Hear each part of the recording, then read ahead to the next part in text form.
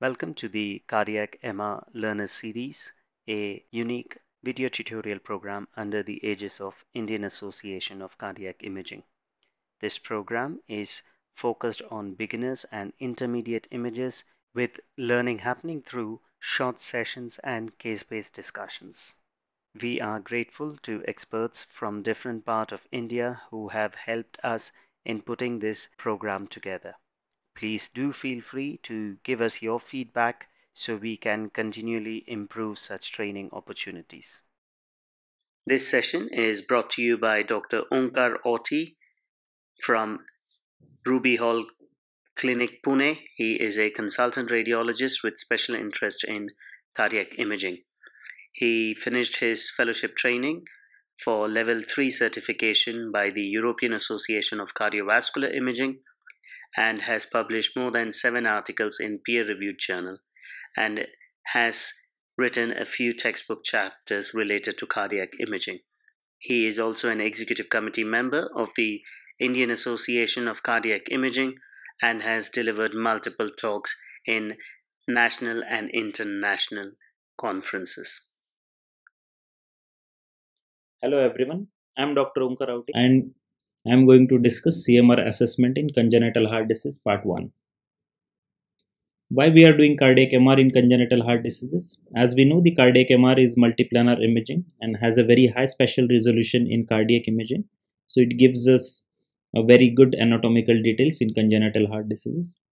Cardiac MR is gold standard for the LV and RV function, and the functional assessment is of prime importance in management of congenital heart diseases. With the help of phase contrast imaging in cardiac MR, we can determine the blood flow and hemodynamics in the congenital heart diseases.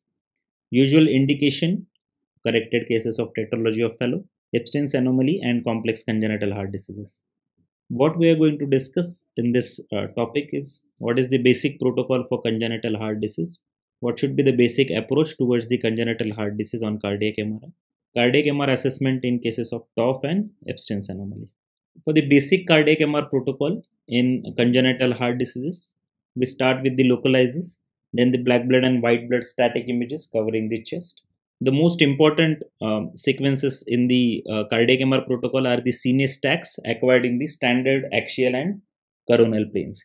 Then the particular cine images across the 2-chamber view, 4-chamber and the 3-chamber view are acquired. The LVOT and the RVOT view. The phase contrast imaging is acquired in through plane of aorta and MPA, and if required, RPA and LPA. The contrast angiography really helps when we are going to assess the smaller vessels or the collaterals. Towards the basic approach to any congenital heart diseases, it is very easier if we follow the blood pattern, that how the blood flows into the heart. Let's go from the left innominate vein. You can see this is the left innominate vein, which further drains into the SVC. If we follow the SVC inferiorly, the SVC should drain into the right atrium, and if we follow the right atrium inferiorly, you can see the IVC is draining into the right atrium. Make sure that there is no interruption of IVC. Then the right atrium drains into the right ventricle, and the right ventricle gives rise to MPA, and this is the RVOT. This is the main pulmonary artery which divides further into the RPA and LPA. So then blood goes into the lungs and it comes back to the heart via pulmonary veins. There are a couple of pulmonary veins on either side. You can see this is the left inferior pulmonary vein, right inferior pulmonary vein, and this is the left superior pulmonary vein. All pulmonary veins drain into the left atrium. The left atrium further drains into the left ventricle, and aorta arises from the left ventricle. Follow the aorta. This is the ascending aorta. Then the aortic arch, which is left sided, branches of the aortic arch, and follow the descending thoracic aorta to rule out coarctation. So the further details regarding the segmental approach towards the congenital heart diseases, including the morphology of ventricles, atria, visceral situs, and everything, will be covered in the next topic. Checklist for congenital heart diseases to look for the visceral situs and heart position. Atrioventricular concordance, we say it's a concordance when the right atrium drains into the right ventricle and the left atrium drains into the left ventricle. When the aorta arises from the left ventricle and the MPA arises from the right ventricle, we call it as a ventriculo-arterial concordance. Make sure the pulmonary venous drainage is into the left atrium and the systemic venous drainage into the right atrium. Look for the interruption of IVC. Look for number of SVCs. Look for shunts like atrial septal defect and ventricular septal defect. The pulmonary artery sizes and stenosis has a good important role in the congenital heart diseases. Screen for aorta to rule out any coarctation. Coming to the tetralogy of Fallot. Embryologically, the tetralogy of Fallot happens when there is a movement of conal septum towards the right side and superiorly and anteriorly. So, when there is a movement of conal septum towards the right side, it becomes discontinuous with the rest of the interventricular septum, and then there is a resultant formation of VSD. So, this is the ventricular septal defect. Because of the right side movement of the conal septum, there is a formation of pulmonary stenosis. So, because of pulmonary stenosis and due to the VSD, the right ventricle exposes to the left ventricular pressure, and then there will be a hypertrophy of right ventricular myocardium. So, RV hypertrophy is the third component, and the overriding of aorta as the another component of tetralogy of Fallot. As you can see in these images, so this is the RVOT view demonstrating the RVOT and the MPA. You can see that there is a severe narrowing at the RVOT with an flow acceleration jet during the systole, signifying that there is a pulmonary stenosis. There is also RV hypertrophy seen on these images. There is a subaortic VSD and there is a overriding of aorta. Management of tetralogy of Fallot. The definitive treatment is surgical correction of TOF. Elective surgery should be done between 4 to 12 months of age. If the patient is severely symptomatic with a severe pulmonary stenosis in early infancy or neonatal period, then also the surgical correction for TOF should be done. In case of in early infancy in a symptomatic patients, if the hypoplastic pulmonary arteries are present, then the palliation surgeries like modified BT shunt should be followed. So, modified BT shunt is basically a shunt between the subclavian artery and the branch pulmonary artery. So, by doing the modified BT shunt, we are ensuring that there is an increased pulmonary blood flow. It will decrease the hypoxemic episodes in the patient, and it will give the time for the pulmonary arteries to increase in their size. So, when the pulmonary arteries increases in their size and they will be good enough, then the patient can undergo the correction of the TOF. If at the initial presentation there are good sized and confluent pulmonary arteries, then the surgical correction of TOF should be done. There are two prominent abnormalities in the TOF. One is the subaortic VSD and one is the pulmonary stenosis. So VSD, they will close it with the patch, and for the pulmonary stenosis, there will be an enlargement of RVOT with either a patch repair or pulmonary conduit placement. So patch repair can be the infundibular patch or it can be a transannular patch repair. If it is a transannular patch repair or if it is a conduit repair, then they do not put a pulmonary valve during this repair. Therefore, there are chances of pulmonary regurgitation and follow-up is needed post-surgery in these patients. In the preoperative assessment, sizes of the pulmonary arteries play important role in decision whether the patient has to go for the total surgical correction for the TOF or the palliation surgeries like modified BT shunt. There are certain ratios like McGoon ratio, which is described as the diameter of RPA plus LPA divided by descending aorta diameter.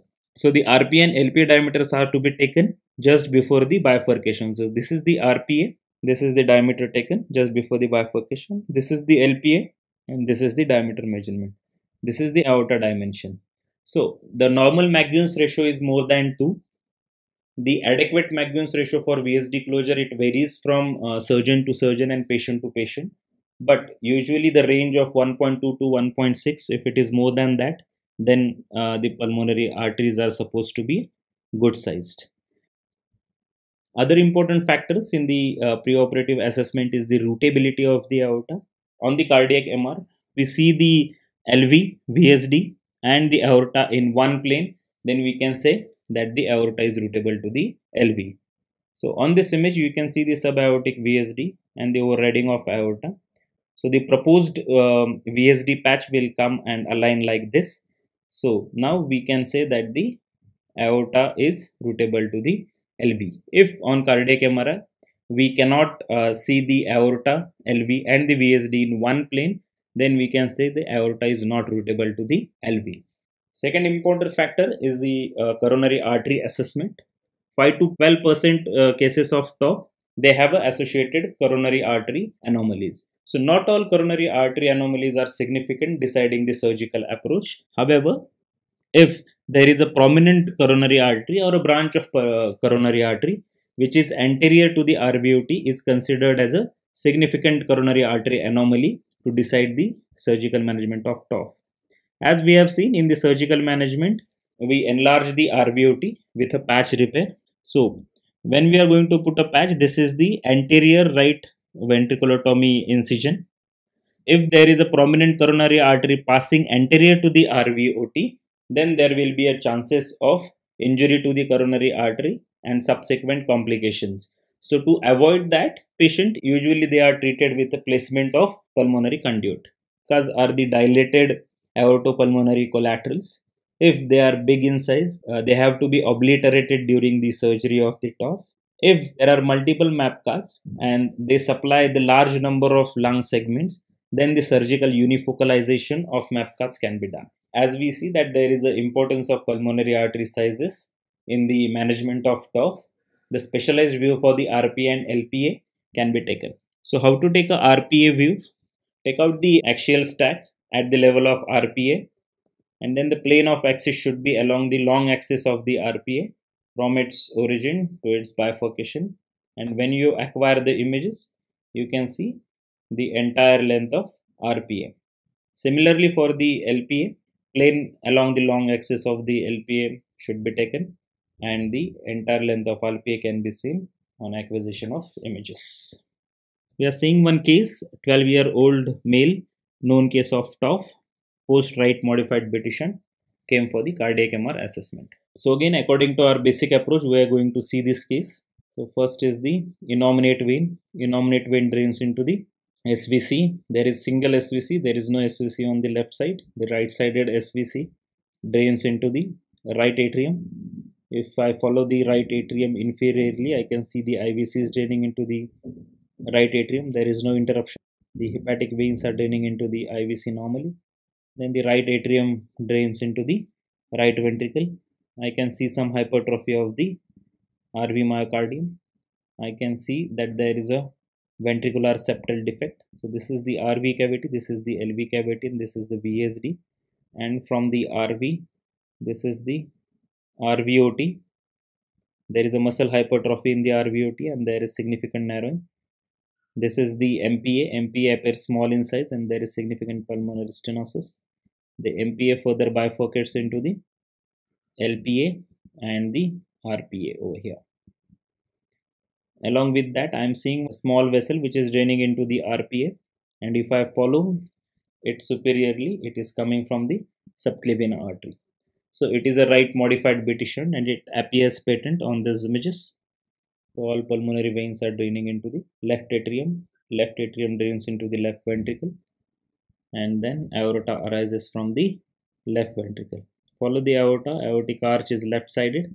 Branching pattern is normal. And screening for the aorta, there is no evidence of coarctation. In this particular scan, we have found out that there is a subaortic VSD, there is a V hypertrophy, there is a pulmonary stenosis, and if we see the further images, we can see that overriding of aorta across the VSD. So it is classical case of tetralogy of Fallot. So this is the three-chamber view showing the left atrium, left ventricle, and the aorta.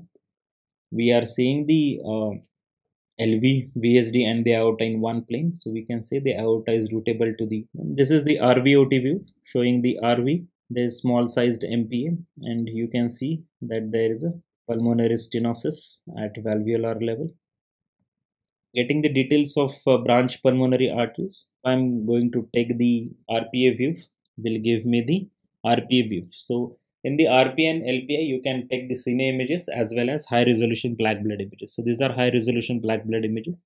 This is the MPA bifurcation. then the entire length of RPA and RPA bifurcation.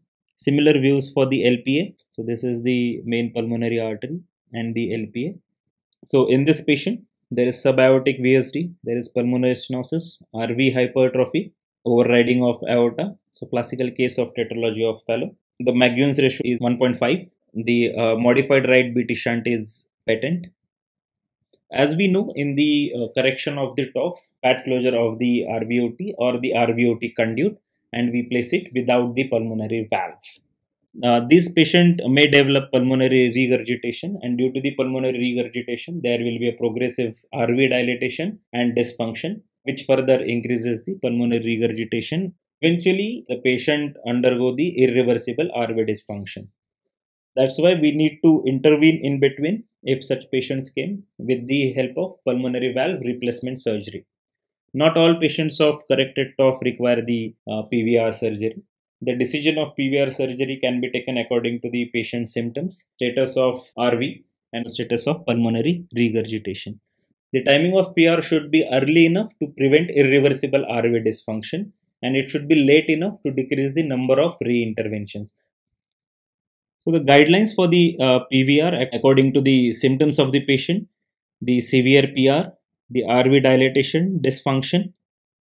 So in the corrected TOF for the follow-up, what we are going to see on cardiac MR is the functional status of the RV, including RV EDV and the ESV measurements and the ejection fraction. We have to quantify the pulmonary regurgitation. Is there any residual stenosis of the RVOT? Is there any residual stenosis of the branch pulmonary arteries? Whether the VSD patch is intact, and the QP-QS ratio in cases of any residual shunts. Let us see one case. 18-year-old male underwent surgical correction of TOF 14 years back, came for the cardiac MR assessment. Just follow the blood flow pattern and make sure that there is no other anomaly. The systemic venous drainage into the right atrium, pulmonary venous drainage into the left atrium, atrioventricular concordance, ventriculo-arterial concordance when MPA is arising from the right ventricle and aorta from the left ventricle. So this is the RVOT view. This is the RV, RVOT and the MPA. As we can see, this is the infundibular transannular patch. There is no pulmonary valve placed. So during the diastole, you are seeing black jet coming into the RV. That is the pulmonary regurgitation. On the LVOT view, VSD patch appears intact. So this is the Q flow assessment across the aorta and MPA. So in MPA, forward flow is 109, which matches closely with the stroke volume of RV. The effective forward flow is 47 and the backward flow is 62. That becomes a regurgitation fraction of 57%. The effective forward flow in aorta is 49. So the QP by QS ratio is almost equal to 1. So there is no significant shunt in this patient. As most of the societies for the PVR, they don't give any cutoff. There are multiple papers and the recommendations for the PVR surgery. So these are the functional parameters. If more than 2 functional parameters are positive in a symptomatic patient, they have indicated a PVR surgery. So when indexed RV EDV is more than 150 ml per meter square, indexed RV ESV is more than 80 ml per meter square, RVF less than 47 and LVF less than 55%. Then the differential flow in RPA and LPA is also important when there is a branch artery stenosis. Let's look at the another case. Showing the 4-chamber view, you can see the dilated RA, dilated RV, then the severe tricuspid regurgitation. On the LVOT view, you can see the VSD patch is intact. On the RVOT view, this is the RV, RVOT and the FPA. You can see that there is a significant stenosis in the conduit of RVOT. So this is the case of conduit stenosis. Another similar case, you can see the VSD patch is intact. You can see some aortic regurgitation as well. On the 4-chamber view, RV is moderate in size. On the RVOT view, there is a significant stenosis at the level of RVOT, and there is also a pulmonary regurgitation significantly. So when we looked at the branch pulmonary arteries, RPA view showing there is no significant stenosis. RPA looks mildly dilated. On the LPA view, you can see that the LPA is small in size with unclear origin. So we have decided to do the contrast angiography in this patient. And the contrast angiography revealed that there is a severe stenosis at the origin of LPA, and the LPA is also smaller in size compared to the RPA. So again, in the corrected tetralogy of fellow, we have to look the functional status of the RV. What is the indexed RV EDV and the indexed RV ESV measurements? The ejection fractions of RV and LV. Is there any pulmonary artery stenosis? If there is conduit stenosis or the residual RVOT stenosis, and quantify the pulmonary regurgitation. Before going to the Ebstein's anomaly, let's look at the tricuspid valve anatomy first. So tricuspid valve is the largest of all four valves. It has a three cusp or the three valve leaflets named as a septal, posterior and the anterior. The anterior valve is the longest valve circumferentially and the radially, and it is the most mobile valve leaflet. And the septal leaflet is the shortest valve in the radial dimension, and it is the least mobile leaflet. So this is the tricuspid valve. The septal leaflet of tricuspid valve attaches to the interventricular septum. It usually inserts in the septum less than 10 mm apical to the mitral valve attachment. This is the four-chamber view. So you can see this is the tricuspid valve. This leaflet towards the septum is the septal leaflet, and this leaflet is the anterior leaflet. So this inferior leaflet is the posterior leaflet, and the superior leaflet is the anterior leaflet of the tricuspid valve. On the short axis images, we can see the valve leaflets of the tricuspid valve. So this is the posterior leaflet.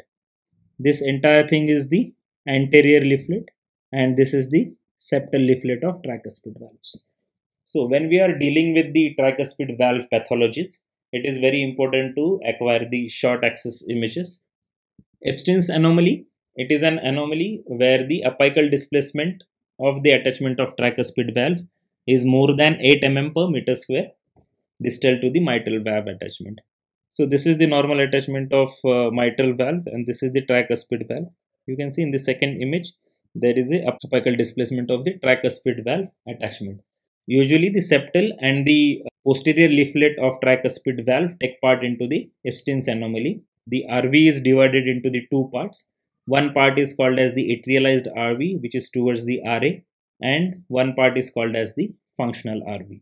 So what we are going to see in the cardiac MR in Ebstein's anomaly is the apical displacement length on cardiac MR. So you can see this is the septal leaflet of tricuspid valve, which is attached apically compared to the mitral valve. So this is the mitral valve attachment to the septum. This entire thing is the anterior leaflet of the mitral valve. So this portion of the RV becomes the atrialized RV, and this portion of the RV becomes the functional RV. Functional assessment of the RV is very important in terms of what is the size of functional RV and the atrialized RV, relation of the RVOT to ARV and FRV, QP by QS ratio if there is any shunt. Again, this is the anterior leaflet which is elongated. This is the posterior leaflet of the tricuspid valve, which shows the apical attachment. And then this is the RA, atrialized RV, functional RV, and the RVOT. Let's see one case. 13-year-old female, known case of Ebstein's anomaly, came for RV assessment on cardiac MR. So the protocol for Ebstein's anomaly is the routine cardiac MR protocol, plus we acquire the short axis stacks, as we can see the valves more clearly on the short axis images. These are the axial stacks across the heart. You can see this is atrialized part RV. You can see the leftward septal bowing in these cases, which is due to the increased RV pressure.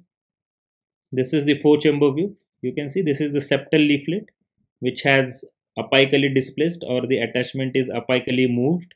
This is the attachment of mitral valve, and the elongated leaflet is the anterior leaflet of tricuspid valve.